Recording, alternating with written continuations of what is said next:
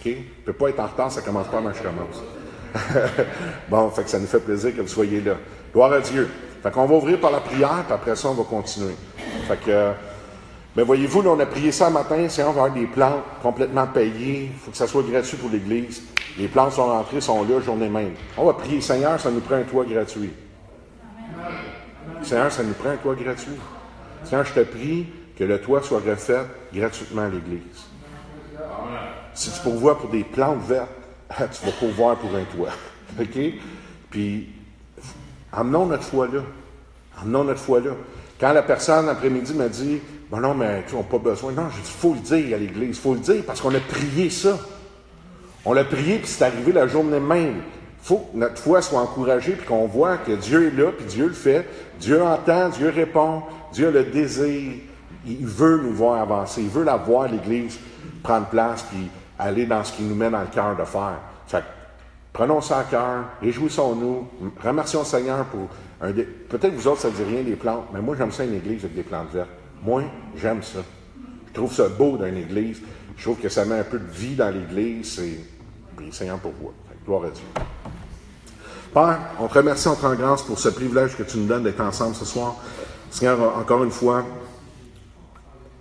avant de faire quoi que ce soit, Seigneur, on veut te demander pardon pour toutes les fautes, tous les péchés qu'on a pu commettre devant ta face de quelque façon que ce soit. Seigneur, merci d'ouvrir nos cœurs, nos pensées, Seigneur, sur les choses d'en haut. Révèle-nous, Éternel, ta parole. Être connecté avec toi, Seigneur, on veut vraiment être au diapason de ta parole, Seigneur, en toutes choses. Et Seigneur, on veut que notre esprit soit ouvert, qu'on puisse être réceptif ce soir. On emmène toutes nos pensées captives à la pensée de Christ. On vient contre tout esprit contraire à ton esprit qui pourrait s'élever, Seigneur, contre toute hauteur, toute muraille, toute forteresse qui pourrait nous empêcher de recevoir ce que tu as pour nous. Et merci de nous révéler ta parole, de nous révéler, Seigneur Dieu, la vérité en Jésus-Christ, parce que, Seigneur Jésus, tu dis que c'est toi qui es la vérité et la vie. C'est toi qui es le chemin. Tu dis que nul ne vient au Père que par toi. Et Seigneur Jésus, on comprend, Seigneur, que tu es venu annoncer la bonne nouvelle du royaume. On comprend que tu nous as mandatés pour annoncer la bonne nouvelle du royaume. Et Seigneur, on veut te dire merci. Merci d'avoir fait de nous des citoyens du royaume, de nous avoir qualifiés pour les choses d'en haut éternel. Et Père, c'est dans le nom de Jésus qu'on te prie. Seigneur, on veut te prier pour les gens qui nous suivent en ligne aussi. Seigneur, merci de les toucher. Merci de leur faire sentir ton esprit là où ils sont aussi. Et Père, on te rend gloire, honneur et louange jusqu'à tes temps de nos limites, jusqu'au bout de la terre, Seigneur Dieu, parce que ça t'appartient. Au nom de Jésus, Amen. Gloire à Jésus. Donc, la semaine passée, vous avez eu une réunion de prière. Nous, on était au Congrès national. Est-ce que vous vous rappelez un peu de ce qu'on a vu dans les dernières semaines? Il y a 2 semaines, mettons.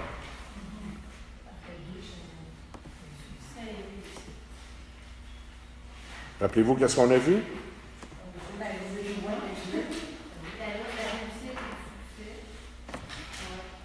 OK, on a vu l'importance des lois du royaume.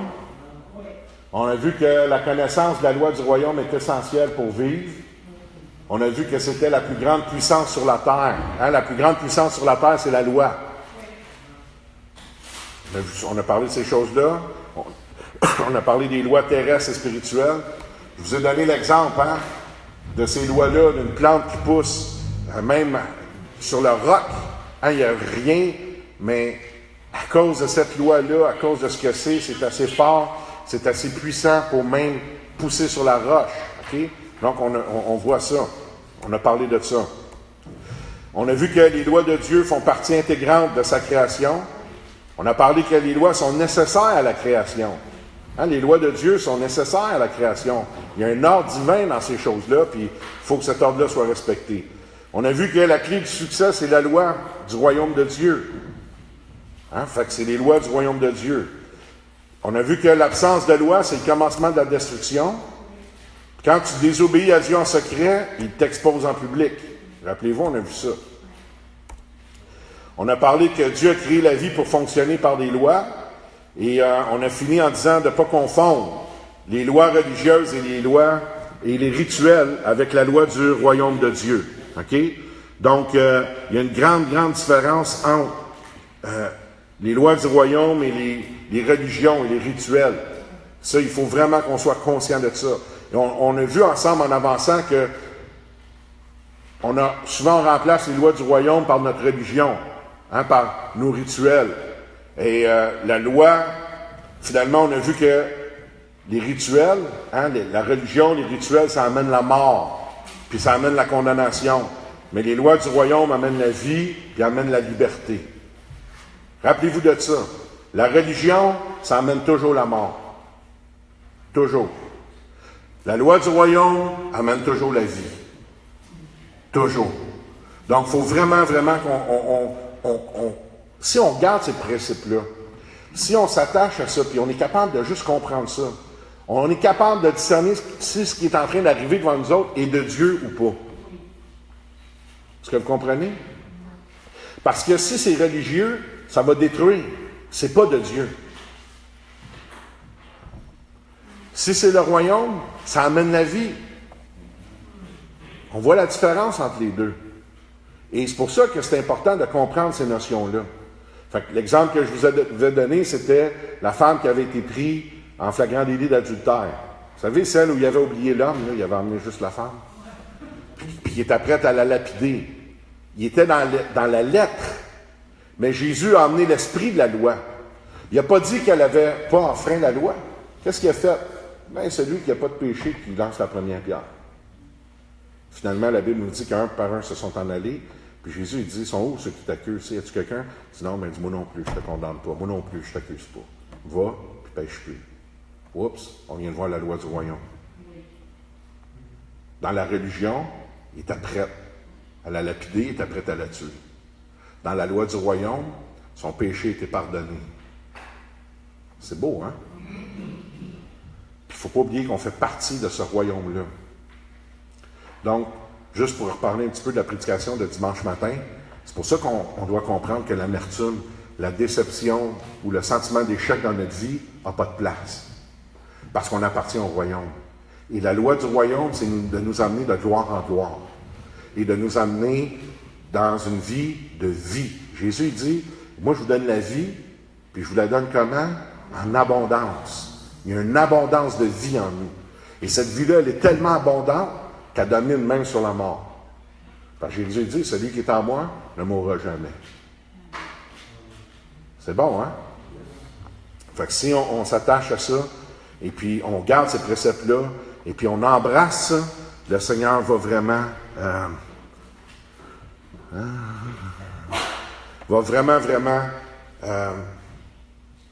il va ouvrir notre esprit à d'autres choses.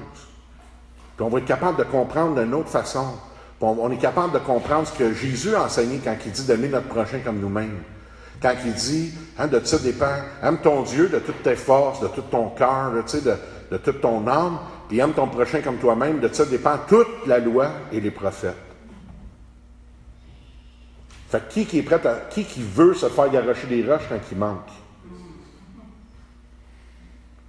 Personne, vous ne levez pas la main. OK? Bon, ben, il faut passer notre tour pour lancer les roches aux autres aussi. Hein? Faut passer notre tour pour lancer les roches aux autres aussi. C'est aussi simple que ça.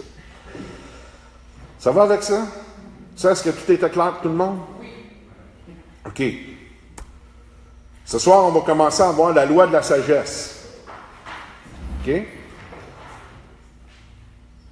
On va voir différents versets, on va voir différentes choses ce soir. Et j'ai hâte de voir où ça va nous mener parce que moi, mes affaires sont faites sur des... Moi, je le fais 2 ou 3 fois, hein, l'étude avant de vous l'apporter. Moi, je le fais, je le lis, j'essaie de l'assimiler. Après ça, je me l'écris sur papier. Tout ça, là, c'est ce qu'on va voir, ce qu'on a vu l'autre mercredi puis ce soir. Toutes ces feuilles-là. OK? Puis là, je les écris toutes sur papier. Je le fais tout sur papier avant de faire le PowerPoint. Fait que je l'ai fait, je l'ai reçu, je l'ai travaillé, je l'ai fait, je l'ai tout écrit à la main. Je ne le fais pas au iPad, je l'ai écrit à la main. Puis après ça, je le refais sur le PowerPoint. Parce que je veux que ça rentre, même dans moi. OK? Puis même aujourd'hui, tantôt, je pense qu'on va avoir le temps de se rendre là. Il y a quelque chose que j'ai trouvé. J'ai découvert quelque chose encore aujourd'hui. Aujourd'hui, quand ça faisait la 3e fois que je le faisais, puis j'étais ici, là, puis j'étais devant mon écran, puis mes feuilles de papier, puis tout d'un coup, je vais voir les versets, puis là, je regarde ça, puis je regarde les versets comme il faut. Là, je prends une autre version de Bible, je regarde l'autre verset. Ben voyons donc, j'avais pas vu ça. Ah ben Seigneur, Fait que, qu'est-ce que t'as dit? Non, là, j'étais ici. T'es pas chez nous.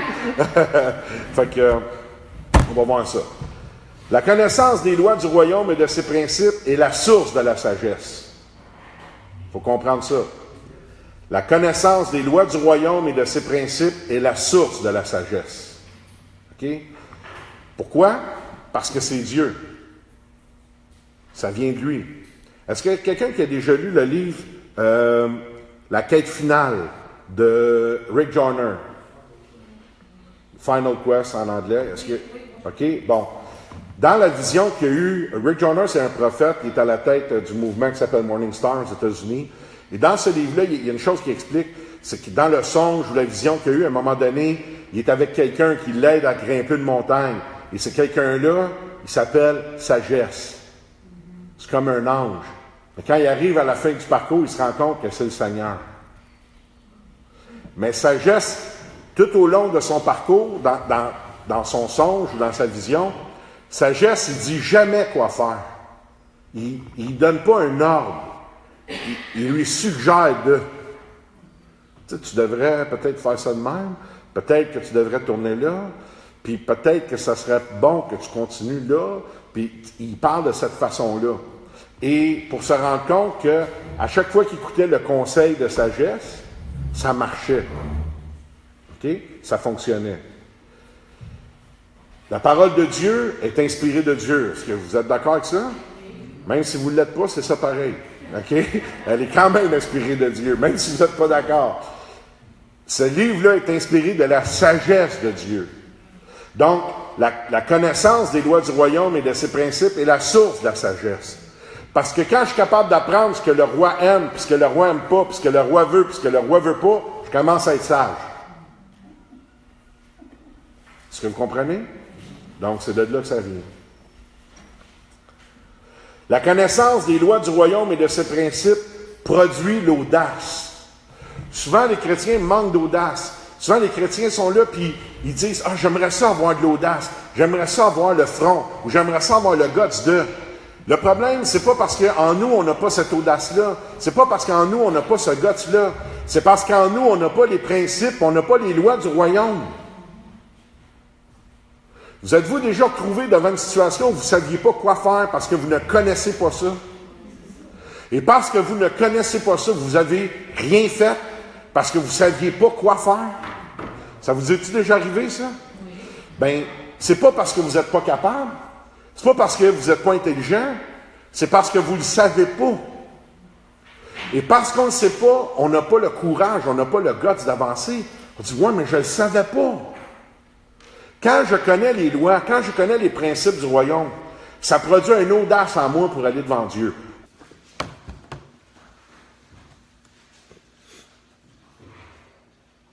Exode, chapitre 32, verset 12. Regardez ce qui est écrit là. C'est très intéressant, ce passage-là. Fait que c'est Moïse qui est en train d'implorer et de contester avec Dieu. Regardez ce qu'il dit au verset 12. C'est prier avec audace de dire à Dieu, « Pourquoi les Égyptiens, diraient-ils, c'est pour leur malheur qui les a fait sortir. C'est pour les tuer dans les montagnes et pour les exterminer de dessus la terre. Reviens de l'ardeur de ta colère et repens-toi du mal que tu veux faire à ton peuple. » Dieu est en train de dire à Moïse, « Enlève-toi, là, puis je vais détruire Israël. Puis je vais faire de toi une grande nation. » Et Moïse est en train de contester avec Dieu. Pourquoi il est capable de contester avec Dieu? Parce qu'il connaît. Il connaît les principes, il connaît les lois du royaume, il connaît son Dieu. Et il sait comment y parler, puis il sait, puis je vais le dire de même, il sait comment y faire changer d'idée. Est-ce que vous comprenez? C'est non, tu peux pas faire ça, là. Les Égyptiens, qu'est-ce qu'ils vont dire? Puis même ailleurs, ils vont dire que tu n'étais pas capable de les emmener. Hey, c'est quasiment baveux de dire à Dieu, tu ne seras pas capable. C'est ça qu'ils vont dire si tu fais ça. Moïse était capable d'intercéder avec audace. Prenez Abraham. Quand il a intercédé pour Sodome et Gomorrhe, ça prenait de l'audace pour dire, écoute, hey, 50, OK, 40, 30, 20, OK, gars, fâche-toi pas, là, mais à 10, tu vas-tu détruire? Hey! C'est Dieu qui est devant toi, tu sais que c'est l'ange éternel qui est là et qui dit, je m'en vais détruire. Tu dis, hey, attends une minute, là, tu vas-tu faire ça vraiment? En passant, pourquoi Sodome et Gomorrhe ont été détruits?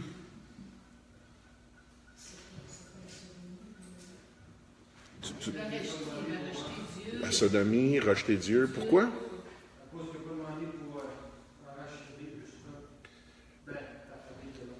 Ouais. Savez-vous que ce n'est pas le péché qui a fait que Sodome et Gomorrhe ont été détruits? Savez-vous ça? C'est même pas à cause de leur péché qu'ils ont été détruits. Je vous vois la face, hein? C'est parce qu'il n'y avait pas de juste dans la ville. De juste. Regardez, il y en avait un. Mais Abraham n'a pas été jusqu'à un. Puis regardez bien. Puis là, je le sais, même en ligne, il y en a qui vont dire, hey, il est malade. Non, non. Comment qu'Abraham a intercédé? S'il y en a 50, tu vas-tu détruire la ville? S'il y a 50 justes, qu'est-ce que Dieu a dit? Non. S'il y en a 40, tu vas-tu la détruire? Qu'est-ce que Dieu a dit? Non. S'il y a juste 30 justes, tu vas-tu la détruire, la ville? Non. S'il y a juste 20 justes, tu vas-tu détruire la ville s'il y a 20 justes? Qu'est-ce que Dieu a dit? Non. Puis si tu en trouves 10, tu vas-tu la détruire, la ville? Qu'est-ce que Dieu a dit? OK. Mettons, il aurait trouvé 10 justes dans la ville. Est-ce que le péché était moins pire dans cette ville-là? Le péché restait le même, là. Oui ou non? Fait que comprenez qu'ils n'ont pas été détruits à cause de leur péché. Ils ont été détruits à cause du manque de justice dans cette ville-là. Cherchez premièrement le royaume et quoi? Et la justice. Ça défait nos religions un petit peu. On aime ça, ça nous réconforte de dire qu'ils ont été détruits à cause de leur péché. Parce qu'on regarde notre monde, on ne doit pas être si pire que ça, il ne nous a pas détruits encore. C'est pas à cause du péché qu'ils ont été détruits. Il n'y avait pas de juste dans la ville. La justice n'était pas là. Parce qu'Abraham a intercédé, il dit, s'il y a 10 justes, je ne la détruirai pas. Si je trouve 10 justes, je ne vais pas la détruire. Allez-les. C'est ça ou c'est pas ça qui est écrit? Hey, c'est fatigant, ça?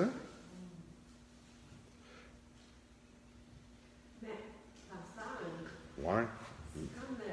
C'est vraiment spécial, ça me fait du bien. C'est comme ça va. Vraiment, comment dire, il est bon. Il est bon. Il est bon. C'est vrai qu'on nous a toujours enseigné, c'est à cause que le péché surabondait là-dedans. Puis toute personne qui était juste. Mais c'est sûr que moi, j'ai toujours pensé que c'est à cause justement que le péché surabondait. Mais ça, c'est comme, wow, Dieu est vraiment bon, ça me touche. Dieu, quand il regarde sur la terre, là, il ne cherche pas pour le péché. Dieu, quand son regard parcourt la terre, il cherche des justes. Comprenez-vous? Il n'est pas à la recherche du péché, il sait qu'il est là, le péché. C'est pas ça qu'il cherche. Il cherche des justes. C'est nous autres. Il dit, ceux qu'il a prédestinés, il les a justifiés. Moi, je suis justifié par la croix. T'as-tu le salut? T'es-tu sauvé? T'es juste. Fini. C'est ça qu'il cherche. C'est ceux-là qui cherchent. Mais, allez lire, vous allez voir. C'est ça qui est écrit. Mais pourquoi Abraham était capable d'intercéder? Pourquoi Abraham n'a pas dit, pardonne leurs péchés? Ben, ça se fait qu'il n'a pas dit, je vais offrir un sacrifice, puis on va pardonner leurs fautes, Non, il se trouve 10 justes. Il connaissait son Dieu. Il a eu cette audace-là de lui demander ça parce qu'il connaissait le cœur de son Dieu. Est-ce que vous connaissez le cœur de votre Dieu? Est-ce que vous comprenez? Seigneur, je vais avoir des plantes vertes gratuits. Vous avez dit, c'est pas gratuit, il y a quelqu'un qui a payé. Vous avez raison, mais c'est gratuit pour l'Église. Ma prière, c'est gratuit pour l'Église. Hein?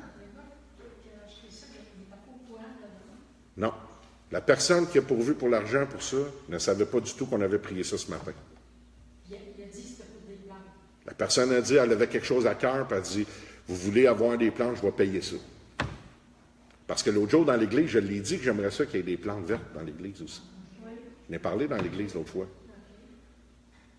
Mais la personne n'était pas du tout au courant de la prière de ce matin. Les seuls qui étaient là, il y avait Nancy, Claude.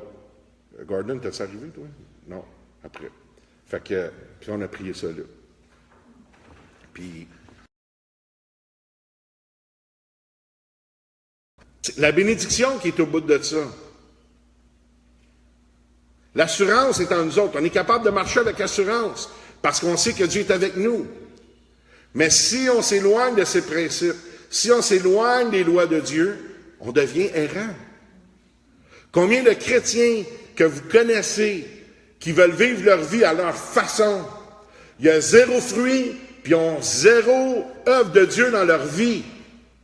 Combien de chrétiens je connais qui disent « Dieu m'a jamais parlé, ça fait 20 ans qu'ils sont dans l'Église. » Man, t'as un problème. La Bible, c'est la parole de Dieu. Si ça ne te parle pas, en partant, t'es dans le trouble. Est-ce que vous comprenez? Combien de chrétiens viennent me voir, je comprends pas comment ça se fait, ça m'arrive. Tu t'assieds avec, oui, ok, ça, la parole est-tu là, la parole est-tu ça, la parole, ah ben non, ah ben non, ah ben je ne le savais pas, ah ben oui, tu ignores les lois de Dieu. Comment on est fou des fois dans notre façon de penser, où on veut ignorer Dieu, on veut ignorer les principes du royaume, mais en même temps on veut en tirer les bénéfices. Ça se peut pas. Ça se peut pas. Ça fait des chrétiens vagabonds, des chrétiens errants, qui se promènent d'une place à l'autre en allant, je vais le dire comme ça, têter des restants de bénédictions à droite et à gauche, espérant recevoir quelque chose qu'ils ne recevront jamais tant qu'ils ne se mettront pas en ligne avec Dieu. Est-ce que vous comprenez?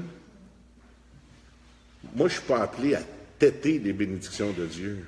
Je veux les boire à pleine gorgée. En passant, est-ce que quelqu'un peut aller me chercher une bouteille d'eau, s'il vous plaît? OK.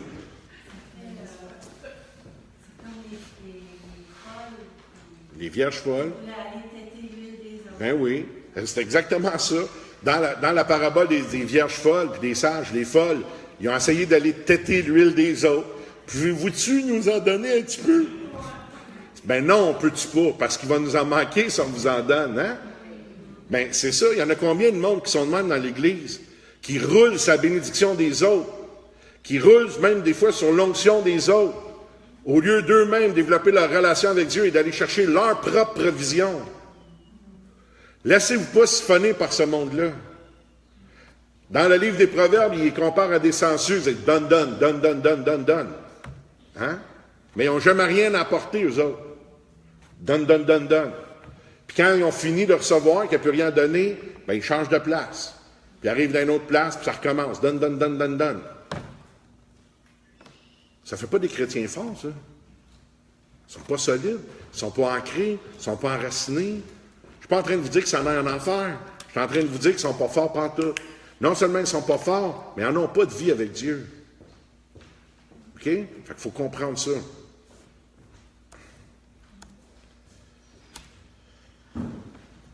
La sagesse est l'application des lois et des principes du royaume. Proverbe 9:10.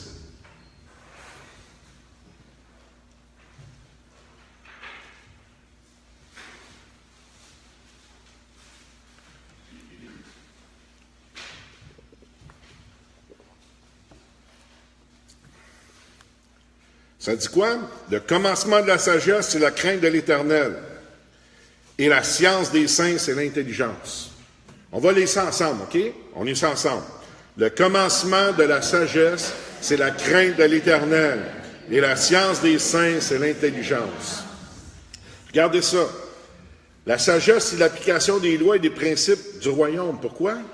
Parce que le commencement de la sagesse, c'est la crainte de Dieu. La crainte de Dieu, c'est la haine du mal. On s'éloigne du mal. S'éloigner du mal, c'est de vivre selon les lois de Dieu, selon les lois du royaume. Si je mets les lois du royaume en application dans ma vie, je manifeste la crainte de mon Dieu. OK? Et la crainte de mon Dieu n'est pas la peur d'un châtiment et la peur de lui déplaire. Puis c'est pas une peur C'est le désir de ne pas déplaire au roi. C'est le désir de ne pas déplaire à mon Seigneur. Est-ce que vous comprenez? C'est de ce genre de crainte-là qu'on parle. Pas la peur d'un châtiment parce que je n'ai pas viré à gauche quand il me l'a dit.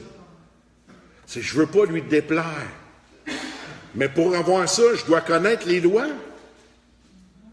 Si je veux marcher dans cette crainte-là de Dieu, si je ne veux pas déplaire à mon Dieu, je dois connaître ses lois, je dois connaître ses préceptes, je dois connaître ses principes. Qu'est-ce qu'il veut pas, qu'est-ce qu'il aime pas. La crainte de l'Éternel va m'emmener là. Ça, c'est le commencement de la sagesse. La sagesse, c'est l'application des lois et des principes du royaume. Facile, hein? C'est quoi les lois et les principes du royaume? C'est une loi. Mais de quoi dépendent toutes ces lois-là?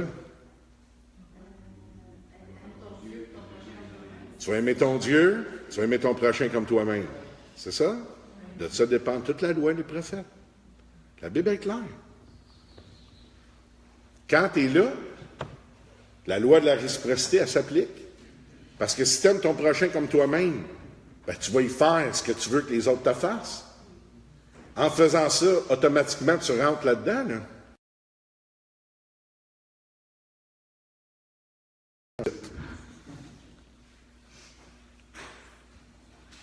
De connaître les lois et les principes du royaume est plus important que la puissance. Apocalypse 3, verset 8. Vous êtes prêts?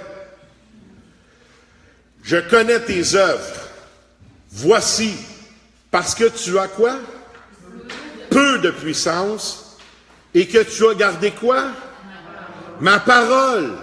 Et que tu n'as pas renié mon nom, j'ai mis devant toi une porte ouverte que personne ne peut fermer. Gardez, tu n'as pas beaucoup de puissance, mais tu as gardé ma parole. Tu as gardé mes lois, tu as gardé mes préceptes, tu as gardé mes principes. Parce que tu as fait ça, même si tu n'as pas beaucoup de puissance, j'ai mis une porte devant toi que personne ne va pouvoir fermer. Il n'a pas dit parce que tu as beaucoup de puissance. Non, non. Tu en as peu, tu n'en as pas beaucoup. Mais tu as gardé ma parole. Et quand on va dans Josué, qu'est-ce qu'il dit? De cette parole-là? Qu'elle ne s'éloigne pas. Médite-la jour et nuit. Puis c'est alors que quoi? Tes projets vont réussir. Les lois, les principes du royaume, c'est plus important que manifester la puissance. N'oubliez pas une chose. Il y a des gens qui vont manifester la puissance de Dieu dans leur vie. OK? Et Dieu, Jésus va leur dire, je ne vous connais pas. Il ne va pas leur dire, vous êtes menteurs. Il va leur dire, je ne vous connais pas. La Bible dit, ils vont dire, on a chassé des démons en ton nom. On a prophétisé en ton nom. On a guéri des malades en ton nom. Puis il dit, je vous le dis en vérité, il va leur dire, je ne vous connais pas. Oui ou non? Mais il ne dit pas, on a gardé tes préceptes, on a gardé tes lois, on a gardé tes commandements. C'est pas à ceux-là qu'il va dire ça. Il va dire ça à des gens qui ont manifesté de la puissance, mais ils n'ont pas gardé ses lois et ses préceptes. Oui? C'est possible comment de manifester de la puissance? De quelle puissance? Peut-être parce qu'il y avait la foi, simplement, donc Dieu honore la foi, c'est en ligne. Bien, il n'y a pas juste la foi d'eux autres, il y a la foi des autres. Il y a l'onction. Tu sais, les gens, on a déjà parlé de ça. Combien de gens confondent onction et approbation? Combien de gens confondent ça? Onction, approbation. Quand tu es oint pour faire quelque chose, OK? Même si tu le fais tout croche, là, t'es oint, ça marche. Pasteur Claude? Bien, souvent, quand ils disent qu'ils ont la puissance, ces choses-là, il faut comprendre qu'il y a une différence entre, comme vous avez dit, l'approbation, parce que le mot, là, c'est autorité. Et l'autorité, c'est le pouvoir délégué. Donc, on saisit l'autorité qui est donnée en Christ, mais sans vraiment être le Christ. Bien qu'on parle de communion, où je ne vous connais pas, ça veut dire que je n'ai pas d'union, je n'ai rien avec vous. Tu sais, parce que c'est souvent ça. Puis ça, c'est important de réaliser ça. Parce que s'il te donne le pouvoir, tu peux le faire. Mais ça ne veut pas dire que tu vas être vraiment. C'est ça. Tu vas lui appartenir. Aujourd'hui, j'ai reçu quelqu'un à l'église, puis j'ai reçu une dame de Vision mondiale. OK? parce qu'ils sont dans des projets d'évangélisation dans d'autres pays, puis il y a la mission à Cuba, puis il y a des choses comme ça, puis on a parlé de comment ça marche, puis ce qu'ils font. Puis une des choses que j'expliquais à cette dame-là, parce qu'elle dit là, elle dit, moi je ne vous connaissais pas, mais elle dit là, ça fait plusieurs pasteurs qui me parlent de vous, puis qui me parlent de votre église. Je me demande comment ça se fait, je ne vous connaissais pas avant, puis elle était contente d'être venue ici. Puis j'ai expliqué comment on marchait ici. Puis j'ai expliqué, moi, quand quelqu'un rentre dans l'église, même s'il y a les plus beaux talents du monde, OK, puis qu'on a un besoin face à son talent, c'est pas ça qui nous intéresse. Moi, je vais dire à personne, parle-moi de ton âme. Pas tes talents, ton âme. Merci Seigneur pour tes talents. Mais c'est pas ton talent qu'on veut, c'est ton âme. OK? Puis c'est comme ça qu'on va bâtir avec les gens. Et là, on a dit, il y a une chose que j'ai dit. Malheureusement, dans beaucoup d'églises, beaucoup de chrétiens confondent implication et consécration. Beaucoup de gens vont être impliqués dans l'Église. Ils vont faire plein de choses dans l'Église. Mais ils n'ont même pas une relation avec Dieu. Mais parce qu'ils font des choses dans l'Église, ils pensent qu'ils sont consacrés à Dieu. Ils ne sont pas consacrés à Dieu, ils sont consacrés à l'Église. Pas pareil. Mais quand tu es consacré à Dieu, tu vas t'impliquer dans l'Église parce que c'est ton corps, tu fais partie de là. Fait que tu peux être impliqué sans te consacrer, mais tu ne peux jamais être consacré sans t'impliquer. Est-ce que vous comprenez? C'est très différent. Fait que c'est la même chose avec onction, approbation. Des gens ont reçu une onction, mais ils sont tout croches dans leur vie. Et quand ils marchent dans l'office de cette onction-là, ou comme le pasteur Claude a dit, dans l'office, dans cette autorité-là, Dieu va honorer, parce qu'il ne se repent pas de ses dons, il l'a donné, il va le faire. Mais ça ne veut pas dire que Dieu approuve la façon qu'ils vivent et comment ils marchent. Bien, à la fin de sa vie, mais le meilleur exemple, c'est Saül. Hein, ramenez ça à un exemple biblique. Saül, Dieu l'a oint comme roi, il l'a rejeté. Mais Saül n'a pas débarqué du trône le jour où Dieu l'a rejeté. Il est à oint pour être roi. Il est resté au roi jusqu'à temps qu'il meure. Même quand David a pu le tuer, David l'a appelé comment? Il l'a pas appelé l'écœurant que Dieu a rejeté. Le oint de l'Éternel, mon Père, mon roi. Oui ou non? Pourquoi? Parce qu'il avait été oint. Mais Dieu ne l'approuvait pas. Mais il régnait quand même. Linda, t'as levé la main? On n'est pas justement loin parce que justement, quelque part, on obéit, notre vie est en règle, non? Non, pas du tout.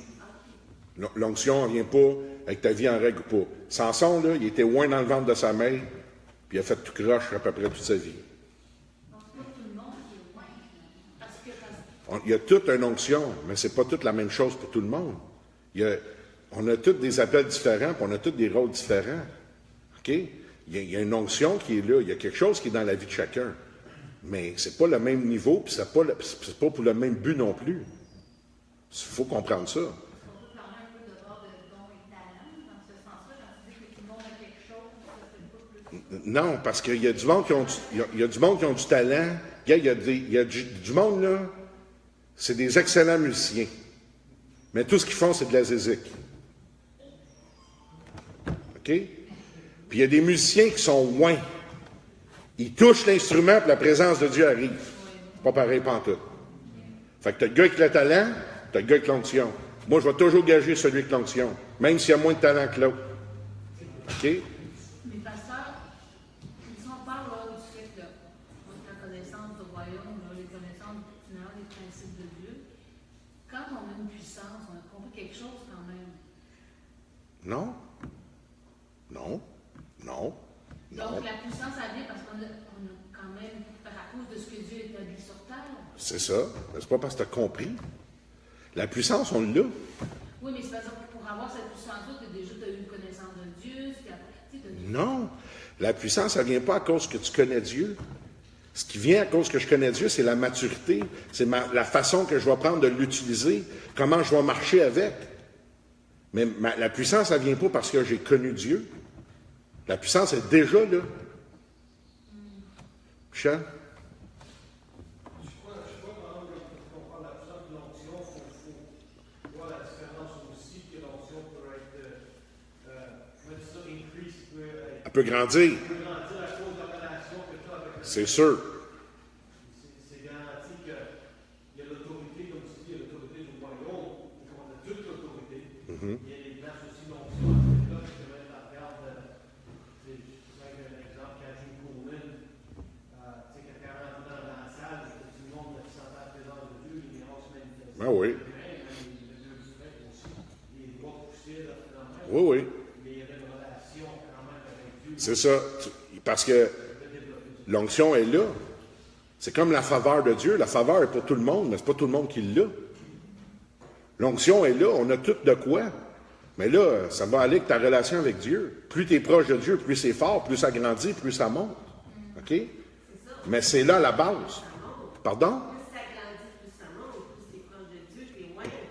Parce que j'ai de la misère à décortiquer. Non, c'est pas plus tu t'approches de Dieu, plus tu es loin. Tu es déjà loin. Déjà loin, mais ta relation s'approfondit encore avec Dieu, donc ton onction se manifeste. Oui. Ben oui.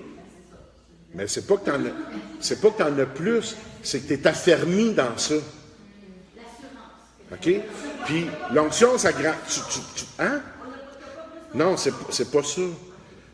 C'est que il y a des étapes dans ta marche avec Dieu. OK?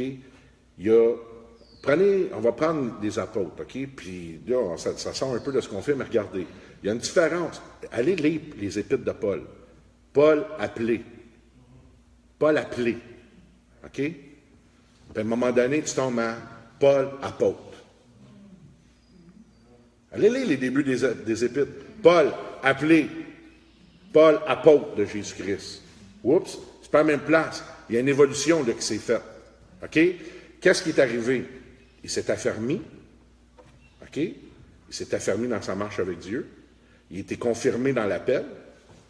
Puis il s'est consacré. En se consacrant, l'autorité, elle a grandi. La puissance, elle vient avec. Plus tu es proche de Dieu, c'est sûr que plus c'est puissant. Plus tu es loin de Dieu, moins ça l'est. Ça, c'est certain. Mais l'onction ou l'appel initial, elle reste là, elle. Ça s'en va pas parce que tu es proche ou tu es loin. Ça reste. C'est tout le gravy autour de ça qui change. Plus tu t'approches de Dieu, plus c'est pur. OK? Mais ça, là, il y a une évolution là-dedans. Ça va avec le prix à payer. Es-tu prête à payer le prix ou tu n'es pas prête? Parce qu'il y a des gens qui ont des appels puissants dans leur vie, mais ils ne veulent pas payer le prix.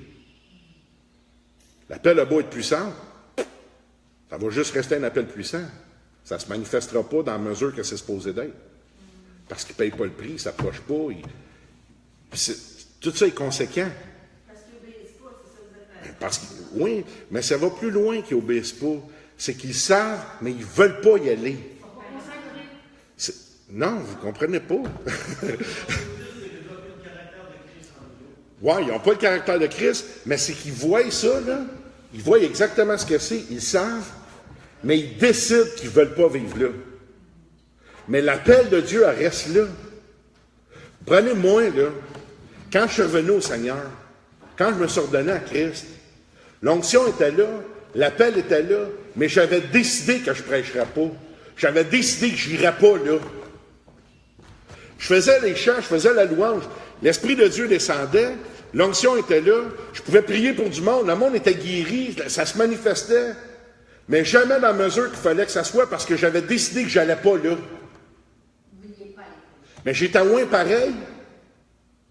Même si je ne prêchais pas, je pouvais être assis dans une assemblée, si j'ouvrais la bouche, il se passait quelque chose. Pourquoi? Parce que je suis loin pour le faire. Mais je ne voulais pas me rendre là. Point final. Je m'en allais pas en enfer. Je ne rentrais pas dans ce que Dieu avait pour moi. C'est pas une désobéissance. Bien, c'est une désobéissance. Vous avez la rébellion. Il y a de la rébellion là-dedans, mais il faut que vous compreniez que c'est conséquent à ta décision. Mais l'onction, l'appel, là, si tu veux, l'onction qu'il a donnée était là pareil. Même si je n'étais pas proche de Dieu, même si je n'étais pas dans mon office, c'était là quand même. Parce que Dieu me l'a quand même donné. Mais en acceptant de rentrer dedans, puis en m'approchant de Dieu, Je me suis affermi, l'autorité, elle a grandi, la puissance, elle a grandi. Parce que là, je rentre dans ce que c'est, puis je m'approche de Dieu, je me colle sur Dieu. Plus je suis proche, plus ça vient. Mais même si je m'éloigne demain, vous savez quoi? Ça va être là quand même. Donc l'appel, elle part pas. Elle part pas. Dieu ne se repent pas de son appel. Il te l'a donné, c'est ça. Point barre. Fini.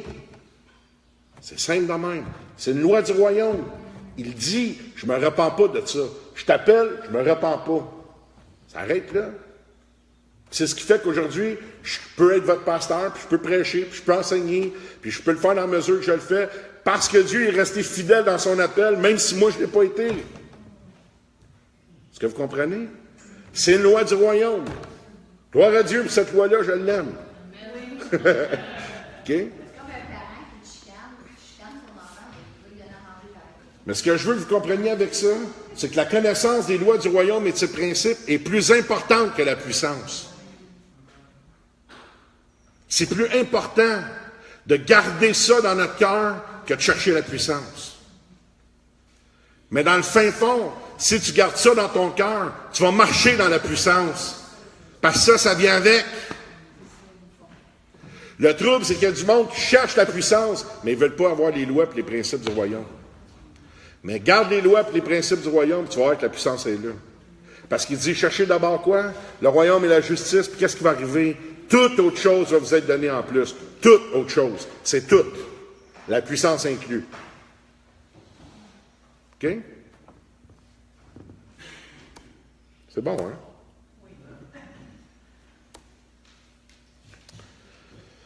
Ouais.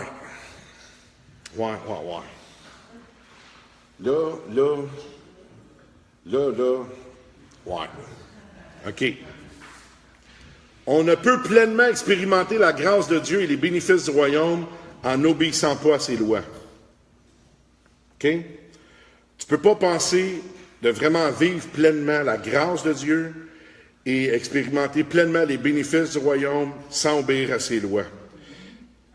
Ouvrez vos Bibles dans Matthieu 5.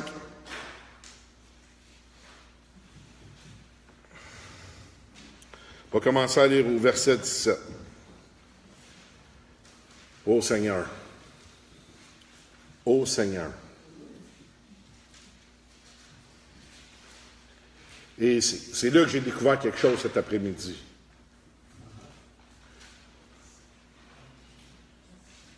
Est-ce que vous êtes là? Verset 17. Ne croyez pas que je sois venu pour abolir la loi ou les prophètes. Je suis venu non pour abolir, mais pour accomplir.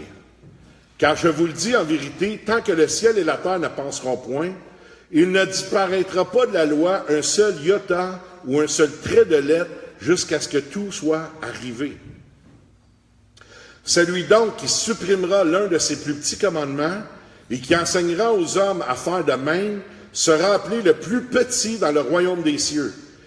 Puis là, regardez ça. Regardez bien ça. Mais celui qui les observera et qui enseignera à les observer, hey, ça ressemble à moi. C'est ça? Mais celui qui les observera et qui enseignera à les observer, celui-là sera appelé grand dans le royaume des cieux. Ah ben Seigneur! Ah ben Seigneur! Il dit, celui qui les garde, puis qui enseigne aux autres d'observer, celui qui va observer ça, puis qui enseigne les autres de le faire, va être appelé grand dans le royaume des cieux. Moi, je suis Seigneur! Seigneur de Seigneur! Qui est en train de dire que je vais être appelé grand dans le royaume des cieux? Pourquoi je vous dis ça comme ça? Je veux vous encourager à observer les commandements et à exhorter les frères et les sœurs dans l'Église à le faire parce que vous allez être appelés grands dans le royaume des cieux. Comprenez ça.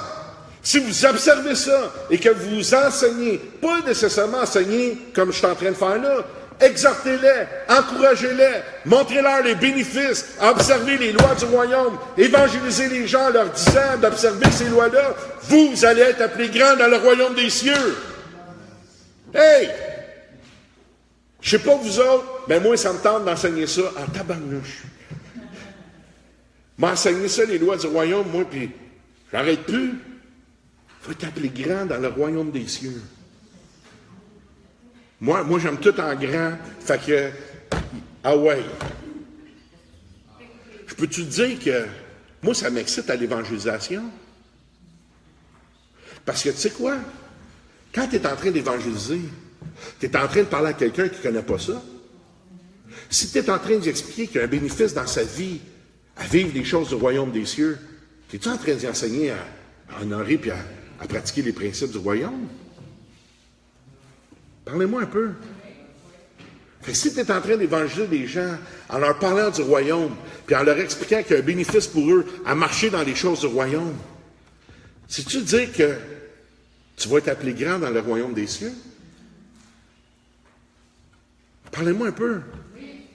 C'est ça qu'il dit, là. Hey.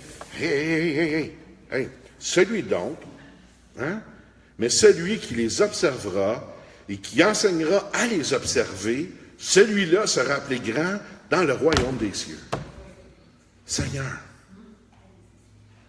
observons les lois du royaume, observons les principes de Dieu, exhortons les autres à vivre ça, enseignons ceux qui ne connaissent pas Dieu dans ces principes-là pour que leur vie change, qu'ils donnent leur vie à Christ, puis on va être appelé grand dans le royaume des cieux. Mais enlevez un iota de cette loi-là, enlevez un iota de la loi puis des principes du royaume, vous allez être appelé le plus petit, par exemple. Attention. Enlève une loi, ou un iota, un point, une virgule de la loi, du principe, enlève ça, tu vas être appelé le plus petit dans le royaume. C'est ce qu'il dit. Mais observe-les, exhorte, enseigne, encourage les autres à les observer, puis tu vas être appelé le plus grand. Qui veut être appelé le plus grand dans le royaume? Qui aimerait ça? Vraiment? Honnêtement? OK. Fait que je ne suis pas tout seul à soir qui aimerait ça être appelé le plus grand dans le royaume des cieux. À cette heure, on va lancer un concours. Qui va être vraiment le plus grand? Fait que c'est celui qui va en parler le plus. OK? Moi, je vous le dis tout de suite, j'ai une prière devant Dieu. Ben, on est tous des enseignants quelque part. Ben, je dirais que je ne me considérais pas enseignante quand à comparer à toi. Mais on n'a pas à se comparer. C'est ça la beauté de Dieu. Ouais. Oui, c'est sûr. Mais combien de non-sauvés que tu rencontres dans une journée? Tout ça, c'est des opportunités d'emmener le royaume à ces gens-là et de leur enseigner à vivre selon ce principe-là, simplement en partageant les principes du royaume. C'est tout. On est appelé à quoi, nous autres? À annoncer la bonne nouvelle du royaume. C'est ça? On est appelé là-dedans. Déjà, comme enfant de Dieu, on doit marcher dans les principes du royaume. En partant, que tu prêches pas, que tu enseignes pas, on doit marcher, observer les principes du royaume. On est-tu d'accord avec ça? On est des citoyens des cieux, c'est notre job. OK? On est appelé à faire ça.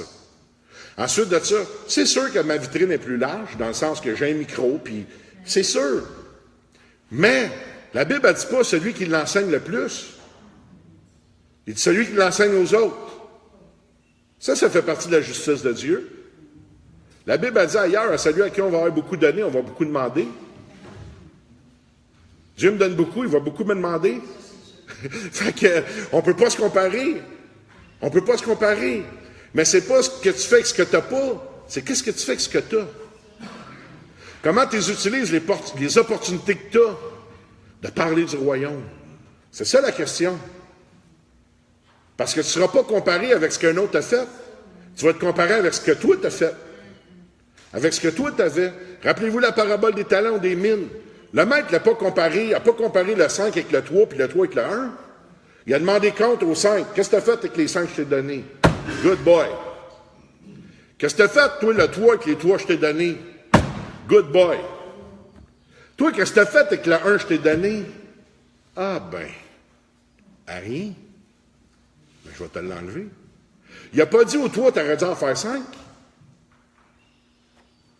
Hein? C'est pas ça qu'il a dit. Puis au 1, il n'a même pas dit, tu aurais dû m'en ramener 3. Il Il dit, t'aurais dû le mettre au moins à la banque que je ramène un petit intérêt. Fait que Dieu ne va pas nous comparer avec le micro qu'on a ou qu'on n'a pas.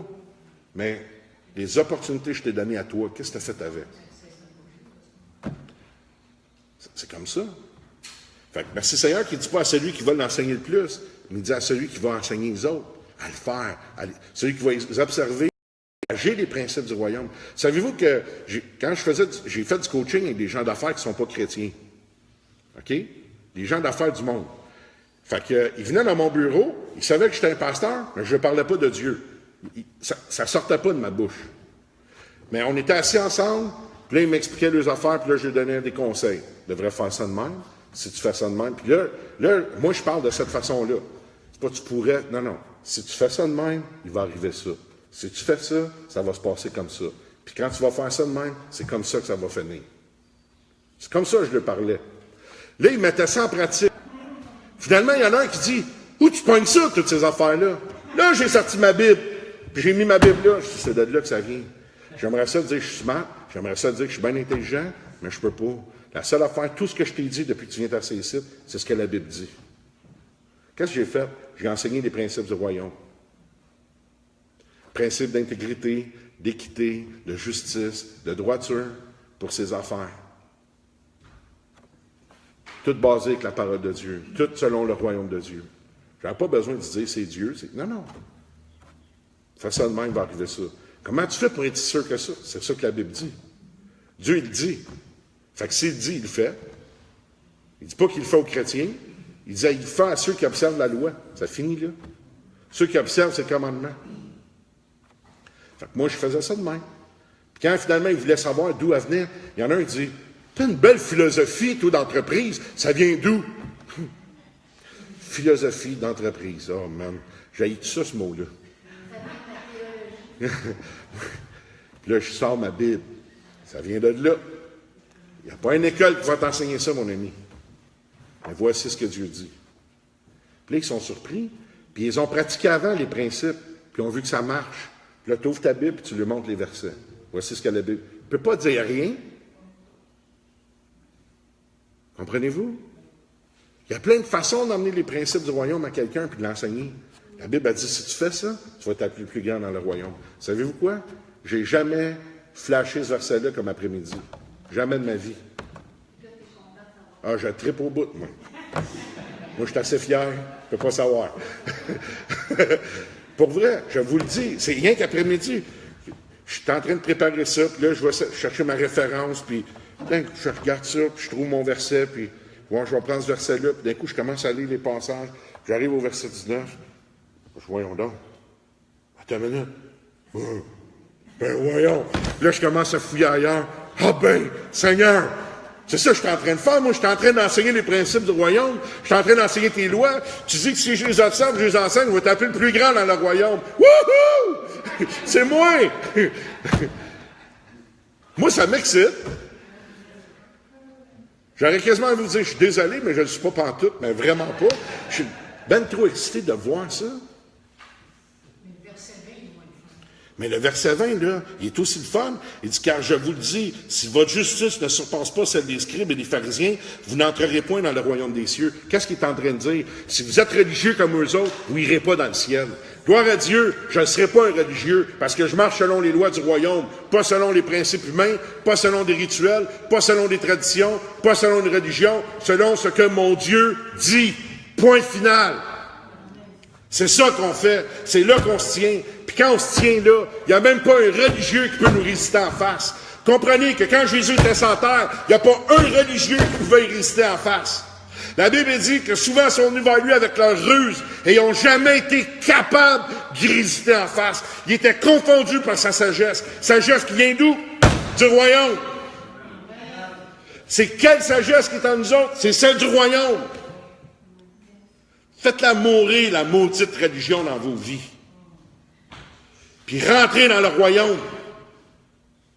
Vivez le royaume. Manifestez le royaume. Annoncez le royaume. Prêchez le royaume. Emmenez la puissance du royaume. Marchez dans l'autorité du royaume. On est des citoyens des cieux. On appartient au royaume. Alléluia! Hey! On peut-tu se réveiller? On peut-tu comprendre qui on est? Oh, moi, je... Regarde.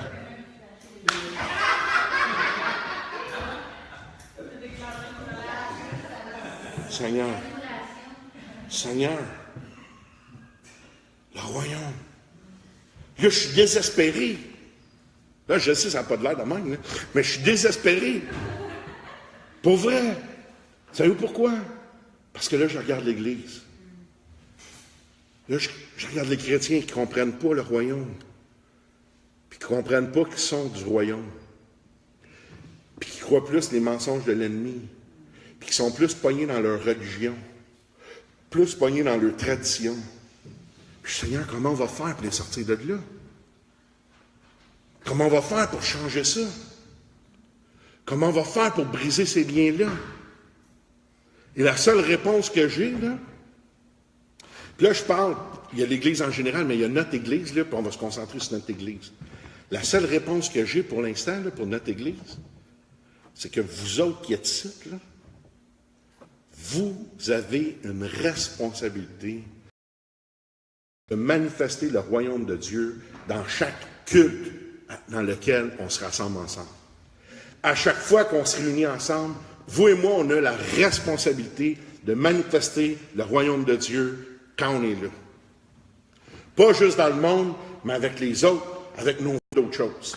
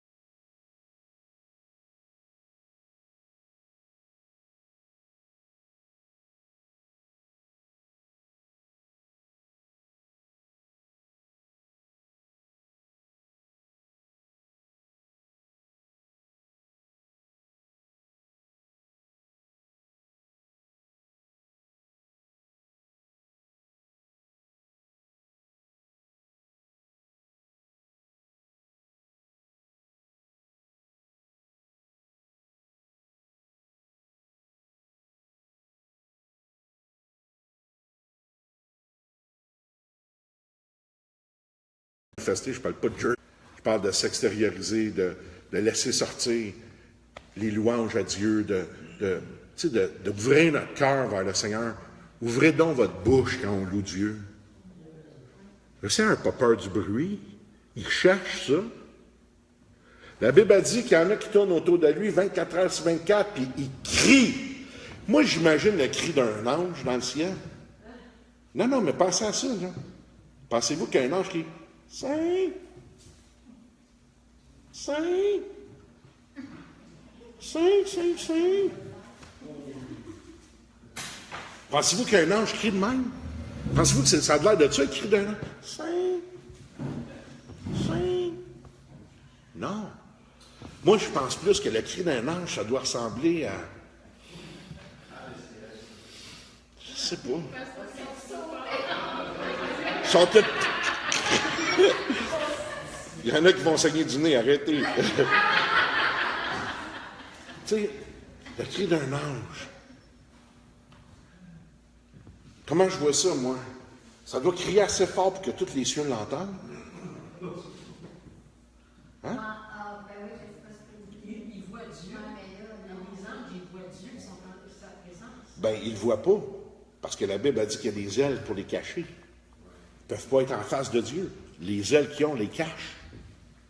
Les cachent de la gloire de Dieu. Fait que, Saint, comment un ange crie Saint dans les cieux? Saint, Saint, Saint, Saint. Non. C'est pas Saint, Saint, Saint. Non, la Bible a dit, il crie. Il crie. Ça crie. C'est tout ce que ça fait. Ça doit certainement crier. Saint, Saint, Saint. Faut que tout le monde entende. Saint, Saint, Saint. Faut que les cieux retentissent. La Bible dit, la création te loue. La Bible dit que ça retentit dans les cieux. Pour que ça retentisse dans les cieux, il faut que ça fasse un minimum de bruit.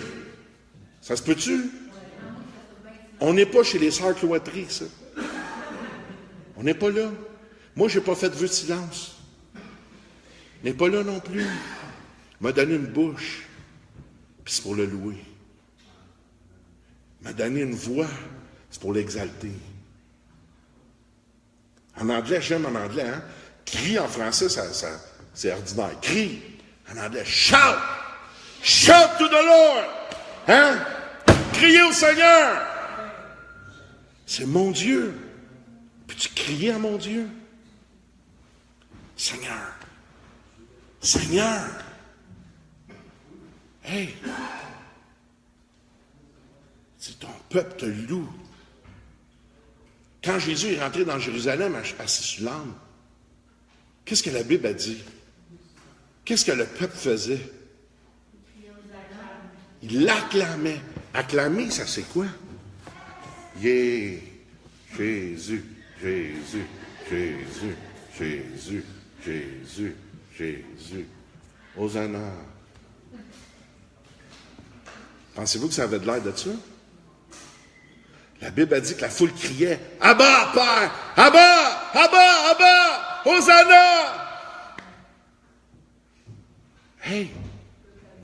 On peut penser, tu sais, le monsieur qui faisait l'évangélisation, qui est venu, que vous avez écrit, qui a crié « Yeshua! Yeshua! » Ah oui, le Père Favreau. Oui, il criait. Hey!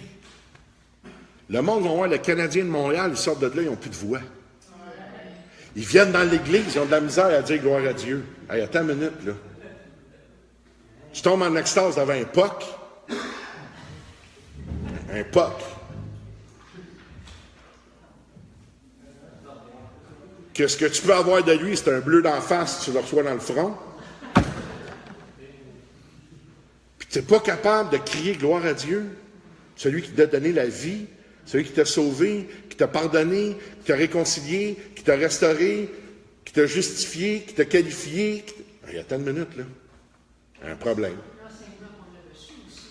Oui, mais il faut la briser. Il faut revenir à ce que la Bible dit. La Bible. Qu'est-ce que la Bible dit? La Bible. La parole de Dieu, c'est quoi ça dit? Hein, quand ça dit dans les psaumes, louez l'Éternel avec les cymbales retentissantes. Cymbales retentissantes. Ça ne doit pas faire.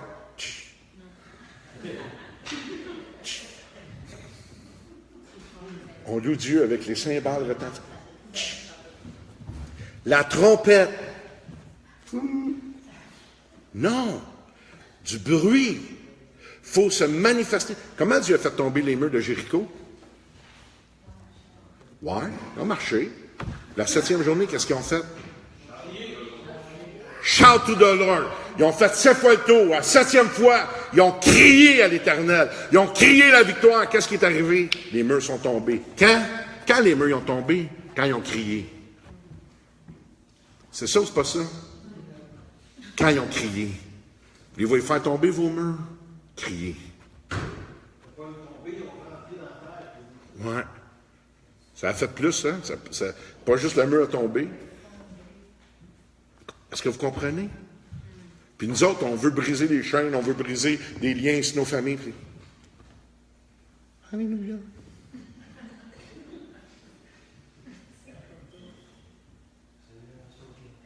C'est vrai que ça a de l'air pieux, pareil, hein?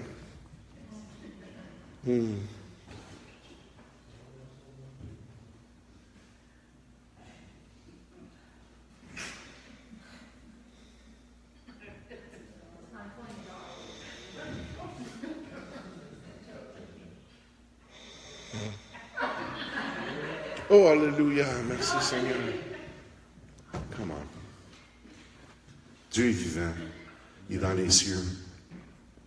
Moi, souvent, quand je vois ça, on doit attirer son attention. Tiens, je vais attirer. Pas parce qu'il ne me voit pas. Ça vous arrive pas des fois? Ça vous est-tu déjà arrivé avec vos enfants, vos petits-enfants? Ils veulent attirer ton attention. Puis là, tu fais comme l'ignorer. Tu fais comme pas la regarder ou pas l'entendre. Moi, chez Zaza, là, c'est tenace. Tu sais. Des fois, papa, regarde papa, je veux te montrer de quoi, regarde papa. Puis là, je fais exprès, je peux tourner. Papa, Puis là, elle vient, papa! Puis là, tu sais, papa, je te parle, papa! Puis là, papa, je veux que tu vois, papa, viens voir. Puis là, elle continue, là, elle insiste. Papa! Papa! C'est moi, là, papa! Puis là, je dis, OK, qu'est-ce qu'il y a? Bon, enfin! Mais elle fait tout pour attirer mon attention, elle fait exprès. C'est ça? Des fois, notre Père veut qu'on attire son attention. Pas parce qu'il veut nous ignorer, c'est parce qu'il aime ça quand on aspire à lui. Il aime ça quand il manifeste notre désir pour lui. Il aime ça. Il aime ça. Ah, qu'est-ce que David il dit? Comme une biche. Un soupir. Ou comme une terre altérée, soupir après l'eau du ciel. As-tu soif, la terre? Ben, mon âme soupire après toi. Seigneur. Annoncez le royaume. Annoncez le royaume. Annoncez le royaume. Annoncez le royaume. Enseignez-le. Matthieu 5, au verset 19, qu'est-ce que ça dit? Celui qui fait ça va être appelé le plus grand dans le royaume. Wow! Wow! Wow! Hey, juste ça, on devrait aller évangéliser tout de suite. Va être appelé le plus grand dans le royaume. C'est quelque chose, hein? Seigneur. Ah, Seigneur, je te bénis. Merci de ta parole. Vous savez, je vais vous témoigner quelque chose vite. Dimanche, je vais le parler. Tous les portiers, tous ceux qui sont à l'accueil, il y a un nouveau protocole qui s'en vient dans l'Église. On va vous parler bientôt. En fin de semaine, on va commencer à approcher du monde. Il y a des grands changements qu'on veut faire. On se structure pour quelque chose de grand. Puis on y va. OK? Puis le Seigneur nous a confirmé. Puis on le sait. Quand on était à la convention la semaine passée. Puis vous savez, on prie, Seigneur, amène des âmes. On prie ça. Amène ça ici. Amène ça ici. Hier, j'étais ici. OK? Vers 6 heures, à peu près 6h15. Une femme est dehors, ici, sur le terrain, avec sa fille. Jeune fille, une trentaine d'années. Ils marchent, prennent des photos, sont timides un peu. Je les vois. Je vais aller voir. C'est beau, hein, c'est vieux. Là, ils parlent en anglais. Je parle en anglais. Je parle avec eux autres. Je vois qu'il y a un accent. Je demande, d'où vous venez? On vient de la Syrie. Ah, on est des réfugiés. Combien de temps vous êtes au Canada? À peu près 1 an et demi. 1 an et demi. Et là, je lui demande, est-ce que vous étiez musulman ou vous êtes chrétien? Mais chrétien. Ah. Good. C'est bon, c'est.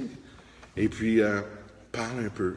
Et là, il commence à s'ouvrir et à dire, on ne connaît pas personne ici. On n'a pas de contact avec personne. Ici, et la mère est un peu inquiète pour sa fille. Hein, c'est une jeune fille de 30 ans, 32 ans. Peux-tu avoir un contact pour ma fille dans votre église? Ah, c'est sûr. Certainement. J'ai tout de suite pensé à Betty. Tu sais, elle est à peu près de la même âge, puis, ben oui. Betty, elle parle bien anglais en plus, puis c'est pas un trouble. Pas de problème, viens dimanche matin. Ah, mais je parle pas français. Tu sais quoi? C'est pas grave. Si t'es ici dimanche matin, on va traduire juste pour toi. On va te traduire juste pour toi. La mère, tout de suite. Moi, il va dire, peux-tu avoir quelqu'un pour moi? Moi, avec, j'ai personne à qui parler. Ah, c'est sûr. J'ai même une femme qui s'occupe du ministère, qui s'occupe juste des femmes à l'Église. Vraiment, genre. Elle parle français, anglais, espagnol. Elle parle-tu arabe? Je ne sais pas encore. Fait que j'ai dit à Maria après-midi, il faut t'apprendre l'arabe. Je dis pas encore. Puis là, elle rit. Là, madame, elle me dit un mot ou deux en français. Je dis, ah, vous connaissez le français? Ah, elle dit, j'ai appris à l'école. Dans le temps. Puis je dis, ah, vous alliez à une école française en Syrie? Ouais, ça s'appelait l'école du Sacré-Cœur. Fait que là, j'ai compris que chrétien était plus catholique qu'évangélique. Hey, moi, je peux-tu venir dimanche? Ben oui, viens, on va venir. La famille. Sais-tu qu'une famille de Syriens réfugiés qui rentrent ici, je vous l'ai dit, il faut les accueillir comme il faut. Il faut qu'ils sentent qu'on les aime, qu'ils sont bienvenus ici. Mais ces gens-là, c'est de nos seigneurs. Il peut en avoir 30 puis 40 qui suivent. Est-ce que vous comprenez? Ça, c'est des opportunités que Dieu nous donne de manifester le royaume de Dieu. Puis je vous le dis d'avance, je m'attends à ce que vous manifestiez le royaume de Dieu dimanche dans l'Église. Il faut le faire tous les jours, mais dimanche, je m'attends à ça particulièrement. OK? Pourquoi je vous partage ça? C'est ça qu'on prie. On demande à Dieu d'emmener les gens. Parce que dans l'Acte des Apôtres, ça dit que l'Église grandissait par l'assistance du Saint-Esprit. Donc, Seigneur, on veut grandir par ton Saint-Esprit. Amène les gens dans l'Église. Amène-les. Puis Seigneur va nous les envoyer à une condition. Savez-vous laquelle? Qu'on soit capable de les recevoir. Le problème, c'est pas juste de les recevoir, c'est de les garder. Mais avec les principes du royaume, ça garde les gens dans le royaume de Dieu. Parce qu'on ne prie pas pour juste 100 nouvelles âmes. On dit à Dieu, on ne veut pas que ce soit des avortons. Ce n'est pas des gens qui viennent au Seigneur puis que dans 2 mois, on ne voit plus. On veut des gens, c'est des disciples. Mais ça, là, ils vont être éduqués à la base dans le royaume des cieux. Seigneur. Puis on va manifester ce royaume-là. Parce que c'est Christ. Fait qu'on mandate des gens qui sont là. Les gens l'accueillent. Votre rôle est primordial. Il faut que ça soit fait avec le royaume. Par le royaume, pour le royaume. Ambassadeur, pas de l'Église vivante de Christ, ambassadeur du royaume des cieux. Pas ambassadeur de Living Church of Christ, ambassadeur du royaume des cieux. Pas ambassadeur de l'Ecclesia Viviente de Cristo, mais ambassadeur des cieux. C'est tout simple que ça. Mais c'est ce que Dieu est en train de faire dans notre Église. C'est ce qu'on est en train de voir. Mais c'est à nous qui saisissons ça d'emmener le royaume à nos frères et à nos sœurs qui peut-être ont un peu plus de difficultés. Oh, je vais passer par-dessus quelque chose en une seconde. OK. Je vais essayer de finir. OK. Les dangers de l'abus de la grâce. Les dangers de l'abus de la grâce. Je vous demande ça de même, avant qu'on y aille dans la parole. Est-ce que c'est possible d'abuser de la grâce? OK. Sauf les pasteurs. Est-ce que c'est possible d'abuser de la grâce? Allez dans Galates 5.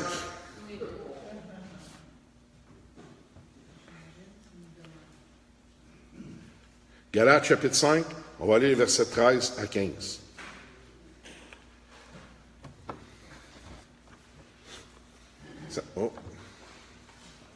OK, ça dit, « Frères, vous avez été appelés à la liberté. Seulement, ne faites pas de cette liberté un prétexte de vivre selon la chair. Mais rendez-vous par la charité serviteurs les uns des autres. Car toute la loi est accomplie dans une seule parole, dans celle-ci, tu aimeras ton prochain comme toi-même.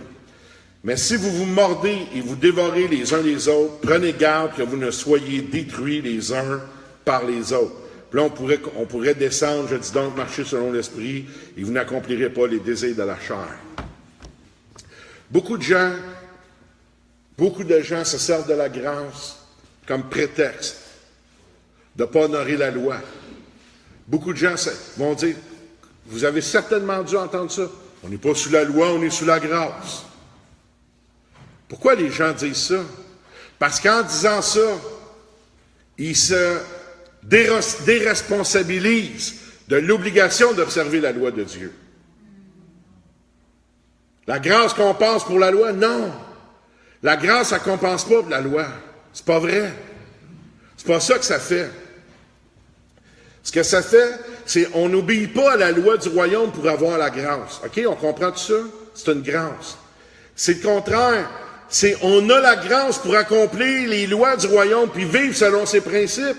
C'est pour ça que la grâce, elle est là.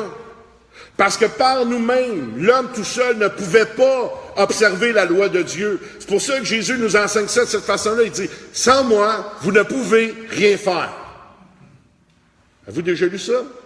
Sans moi, vous ne pouvez rien faire. C'est pas pour rien que Jésus a pris la peine de dire, je suis pas venu abolir la loi, je suis venu l'accomplir. L'ayant accompli, j'ai pourvu une grâce parfaite, une nouvelle alliance, meilleure que la première, qui vous rend capable, par ma grâce, de marcher dans la loi des cieux, d'aller chercher les bénéfices et de vivre pleinement dans tout ce que ça peut nous rapporter.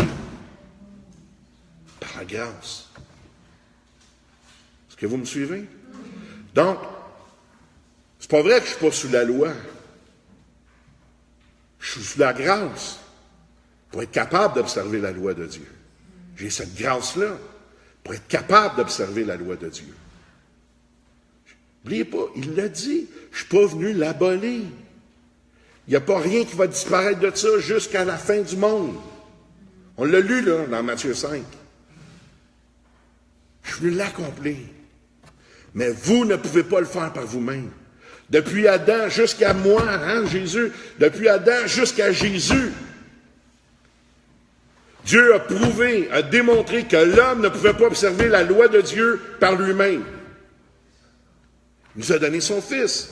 Il va vous donner une grâce excellente, une grâce parfaite, qui va vous rendre capable de marcher dans mes principes. Ça, c'est beau. Il voulait tellement être sûr qu'on bénéficie de ces lois qu'il nous a préqualifiés par la grâce pour être dedans. Seigneur, il n'y a qu'un fou qui ne va pas là. Quand tu dis que c'est déjà pourvu, c'est déjà là, à cause de la grâce. Sans moi, vous ne pouvez rien faire. Sans moi, vous ne pouvez pas. Vous ne pouvez pas. Puis Jésus, qu'est-ce qu'il dit? Moi, je suis venu rendre témoignage du Père. Ce que je fais, ça ne vient pas de moi, ça vient de mon Père. Je dis ce que j'ai entendu de mon Père, je fais ce que j'ai vu mon Père faire. C'est ça? La loi de Dieu. Il y en a qui n'aiment pas la loi, ils n'aiment pas ça le mot loi. Enlevez loi, puis mettez ce mot-là. Vérité. Volonté. Hey, attends une minute, là. Donne-le tes... Oh, Seigneur. Non, je t'agace. Je vais tout de suite y aller de bord. Car la grâce, c'est le mot charisma. Qu'est-ce que ça veut dire? Puissance et habileté. La grâce de Dieu, c'est quoi? C'est la puissance et l'habilité d'observer la loi de Dieu et de marcher dans les choses du royaume. C'est ça que ça veut dire, la grâce. C'est pas, la grâce équivaut pas soustraire de la loi.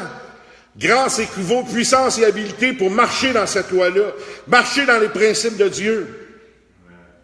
On est sur le régime de la grâce. Qu'est-ce que ça veut dire? Avant ça, c'était par nous-mêmes. C'était par nous-mêmes. En recevant la grâce de Dieu. C'est pas juste le pardon, c'est plus que ça. La grâce, c'est quoi? C'est quelque chose d'immérité, c'est quelque chose de plus grand. C'est quoi? C'est l'habilité, la puissance, la capacité de marcher dans la volonté de Dieu. C'est ça la grâce. C'est à ça qu'elle sert, la grâce. Elle nous a été donnée pour être capable de marcher dans sa volonté. Savez-vous pourquoi? Parce qu'il veut se manifester à travers nous comme il s'est manifesté à travers Christ. Et il a pu se manifester à travers Christ de cette façon-là parce que Christ a marché parfaitement dans la volonté du Père. Puis il dit qu'on doit être ses imitateurs. Fini. Je ne peux pas être imitateur de Christ sans la grâce de Dieu. Je ne peux pas marcher dans la volonté du Père sans la grâce de Dieu. Et Christ est venu le faire pour nous pourvoir à cette grâce-là. Et après ça, il dit, soyez mes imitateurs. Je l'ai fait, j'ai payé le prix, j'ai pourvu, mon sang a été versé, mon corps a été brisé, je vous ai donné tout ce qu'il fallait, je vous ai équipé. C'est moi qui ai été chez l'hôtelier, qui a passé vos blessures, puis j'ai dit, s'il y a une dette, c'est moi qui paye. Allez lire. Bon Samaritain, Luc, allez lire ça. J'ai payé, je les ai pris, je les ai portés, je les ai mis sous mon dos, je l'ai mis sous mon âme. J'ai mis mon huile, j'ai versé mon sang, j'ai versé mes larmes, j'ai passé ses blessures. Je t'ai pris, puis je suis rentré dans le royaume, je t'ai emmené chez mon père. Puis j'ai dit à mon père, à partir d'aujourd'hui, s'il va faire une niaiserie, s'il est encore heurté, s'il est encore blessé, s'il est encore atteint, j'ai payé. Tu mets ça sur mon compte, c'est moi qui paye, mais il reste dans mon royaume, j'ai payé le prix. Est-ce que vous comprenez? Hey, s'il fait une niaiserie, on ne le met pas dehors, j'ai payé. Wow! Seigneur! C'est la grâce de Dieu. Du pain, j'ai rendu, ils vont capables de marcher dans ta volonté. Pas par lui-même, mais à cause de moi, il m'a reçu dans sa vie. Il est capable, à ce temps que je suis avec lui. Pasteur Rodrigo. Je me souviens, j'étais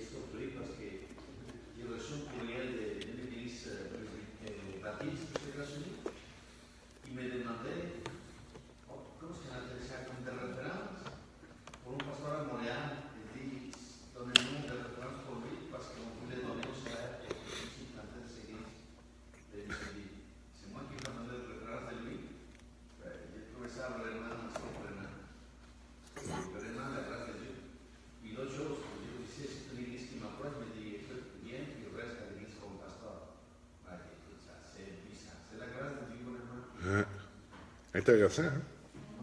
Avez-vous compris qu'est-ce que le pasteur Rodrigo a partagé?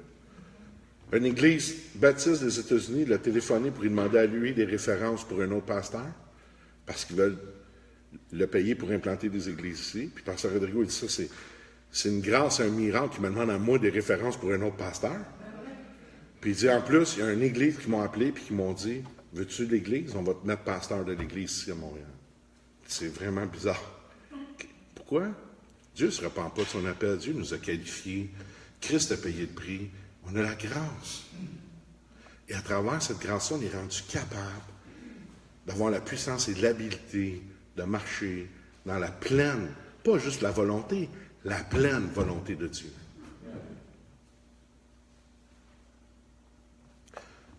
Toute autre chose contraire à celle-là est un mensonge qui vient du diable pour nous empêcher de posséder qu'est-ce que Christ nous a déjà acquis à la croix. Nous empêcher de rentrer dans ce que Dieu a pour nous autres en réalité. Est-ce que vous êtes capable de comprendre ce que vous êtes vraiment en Christ? Est-ce que vous êtes capable de comprendre vraiment l'autorité, la puissance de ce qu'on est en Jésus-Christ? Finalement, la fameuse, en anglais, le dominion, la fameuse autorité sur la création que Dieu nous a donnée. Est-ce que vous comprenez qu'on l'a à cause de la grâce? Parce que c'est à ça qu'il nous a appelés et Jésus nous a qualifiés pour ça. Que c'est nous qui sommes appelés à influencer le monde, puis pas à être influencés par le monde. Que c'est nous qui sommes appelés à changer les circonstances, puis pas les circonstances nous changer. Regardez une prière banale comme un matin, je vous le dis, il aurait fallu que vous soyez là. Une chance que Nancy et Claude étaient là, ils peuvent témoigner de ça. C'est vraiment ça, j'ai prié. On a parlé, je veux des fleurs, hein, ça coûte cher. Seigneur, je prie pour des plantes, je veux des plantes vertes dans l'église, puis je veux gratis, je veux pas les payer. Puis s'il faut que je paye, pas plus que 10$. C'est la prière que j'ai faite. C'est ça que j'ai fait. Ça veut dire, t'es bien fatigué avec tes fleurs. Ah, vous n'avez pas fini de m'entendre. Moi, là, j'aime ça témoigner de ce que Christ fait.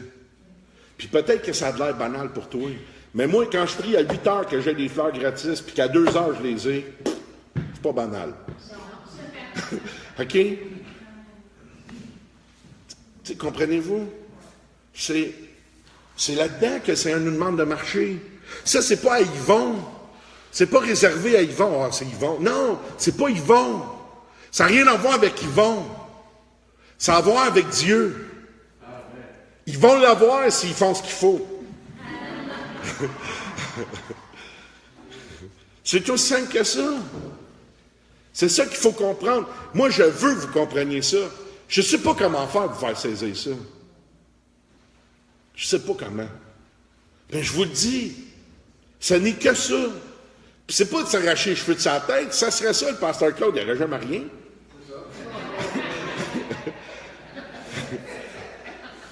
C'est pas ça.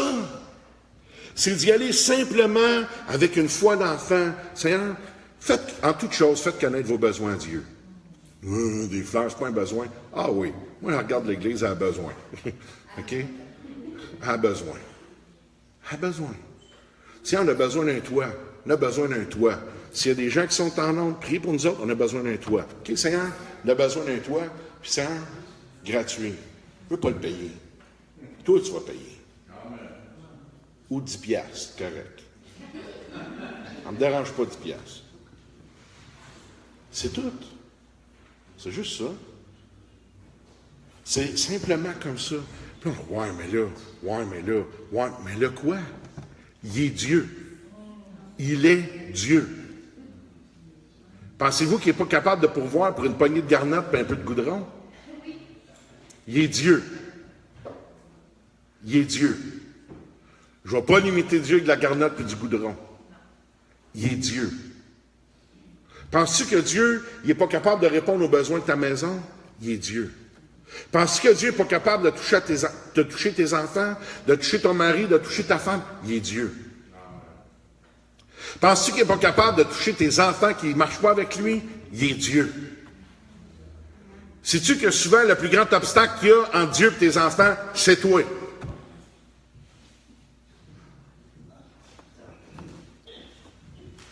Pourquoi? Parce que souvent, les parents veulent eux autres même sauver leurs enfants. Enlève-toi de dedans jambes, laisse Dieu faire, tu vois ce qui va arriver. C'est le même.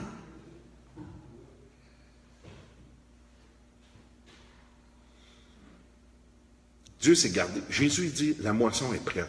La moisson est prête. La moisson est blanche. Elle est prête. Priez le Père qui envoie des ouvriers. C'est tout ça? OK? Regardez autour de vous autres. Regardez le monde autour de vous autres. Là.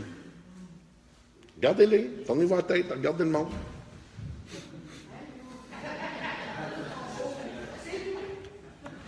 Savez-vous c'est quoi ça? Des ouvriers. Vous êtes des ouvriers. Vous êtes des ouvriers pour le royaume des cieux. Annoncez la bonne nouvelle du royaume. Dieu vous a donné sa grâce, vous a donné l'habileté, vous a donné l'autorité, vous a donné la puissance. Vous êtes des ouvriers pour annoncer la bonne nouvelle du royaume des cieux. Wow! Jésus dit que c'est lui le salut du monde. Hein? Savez-vous que je peux dire, je suis le salut du monde?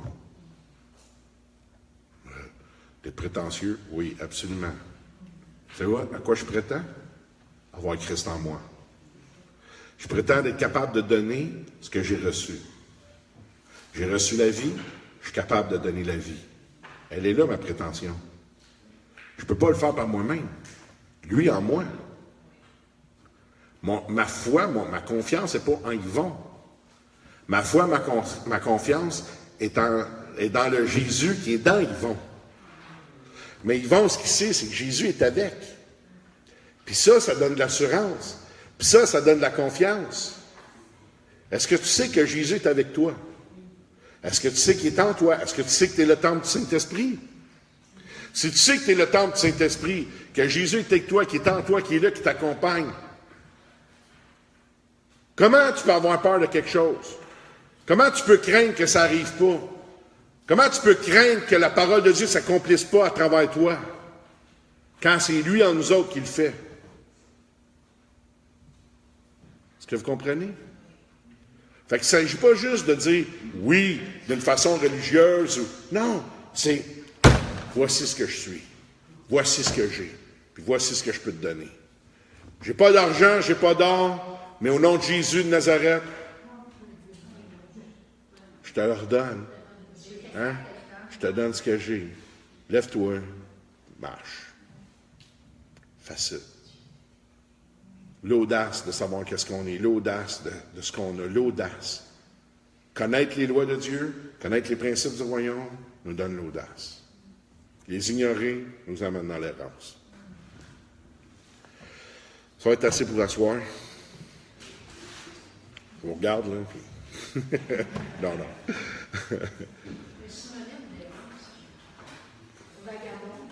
Ouais, mais un synonyme d'errance. Errer.